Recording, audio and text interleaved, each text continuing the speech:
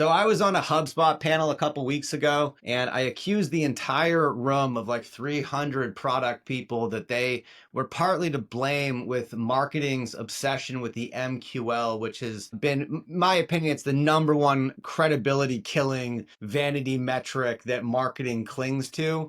And it's something that they've got to stop doing. And one of the things that I've always found so interesting about the MQL is how most organizations really just abuse the definition. Like if you sort of look at the way the MQL may have started, like the aspirational definition of an MQL to versus sort of where it landed, most organizations treat it as anyone who is converted on a piece of content, regardless of who they are, what the content is, and it's just wrong. The reality is like when you're going out to the market, you're looking to sort of engage with the ICP audience that you're selling to. Anybody who interacts with your brand, your content outside of that ICP definition is essentially chaff. It's not anything that's productive for the investment you're making in that sort of exercise. And so the problem with the MQL is that there hasn't been a way to sort of keep the MQL honest until now. You have a couple different ways of doing this. You can obviously use HubSpot lead scoring in the event you're on the HubSpot platform.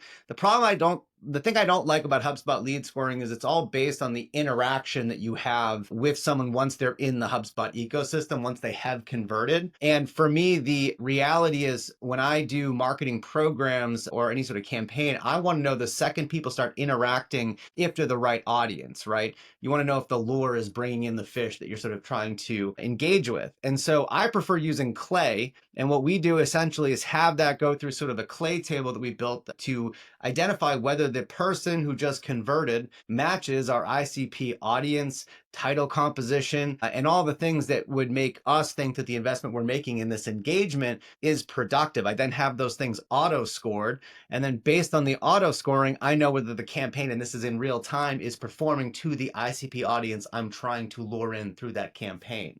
And that is one of the things that if you can just make marketing departments keep the MQL honest, it will start to build more credibility in that MQL KPI that everyone clings to that is dismissed constantly because of the overwhelming amount of crap that sits in that MQL bucket.